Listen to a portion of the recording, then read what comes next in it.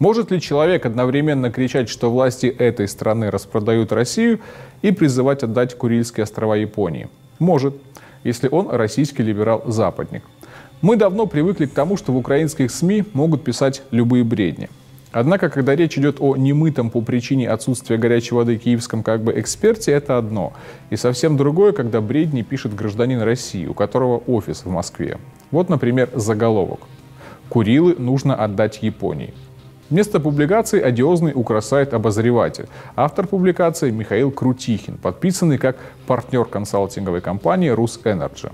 То есть, если кто-то не понимает, что такое консалтинговая компания, это Михаил помогает выводить деньги из России в офшоры. И вот он пишет. На месте Путина я отдал бы японцам не 2, а 4 острова. Это вкупе с заголовком вообще-то статья Уголовного кодекса России 208.1, которая называется «Публичные призывы к осуществлению действий, направленных на нарушение территориальной целостности Российской Федерации». И где же сидит человек, который призывает к такому? Неугомонный IT-эксперт Руслан Карманов не поленился и отыскал адрес. Адрес агентства, индекс 109012, Москва, улица Ильинка, дом 4, гостиный двор, бизнес-центр деловой, офис 2102. Ау, дорогая ФСБ, вам нужна раскрываемость? Пожалуйста, съездите на улицу Ильинку, это не так уж далеко от Лубянской площади. Но самое крутое даже не то, что выводящий деньги из России проходимец, сидя в уютном офисе в центре Москвы, строчит на укросайт писульку о необходимости отдать Курилы. Самое крутое, что именно в этом Крутихин и ему подобные обвиняют Путина. Стоило президентскому пресс-секретарю Пескову заикнуться о том, что обсуждается советско-японская декларация 1956 года, как понеслась по трубам известно какая субстанция.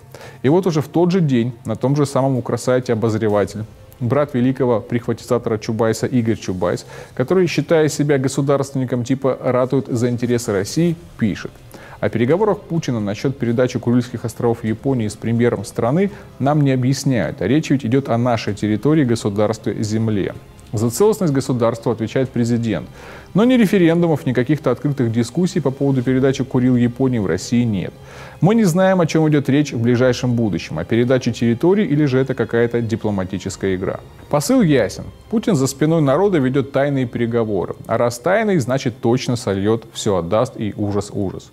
И вот эти две позиции, что Курилы нужно отдать и что Путин распродает Россию, они зачастую так лихо перекручиваются в одной отдельно взятой креакльской голове, что просто ах.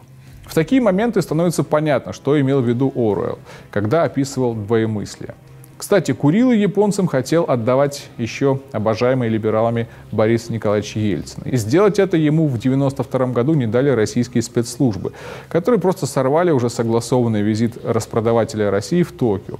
При этом они повернули все так, словно японцы сами сорвали визит, поскольку не гарантировали стопроцентную безопасность Ельцина. Вот что рассказывал об этом ветеран спецслужб генерал-майор ФСО Борис Ратников. Где-то около 3 часов ночи ко мне в посольстве прибежал дежурный офицер и сообщил, что по ленте ТАСС прошло сообщение о переносе визита президента. Так мы спасли Курильские острова для России и лицо президента. Получалось, японцы сами виноваты, что визит отложен, не дали гарантии безопасности. Власти Японии испытали шок от отмены уже подготовленного визита. В общем, все традиционно. Кто громче всех кричит «Держи вора», так же и с островами. Кто сам не прочь был бы их отдать, получив за это красивую жизнь для себя лично, тот нынче верещит, что Путин вот-вот сольет.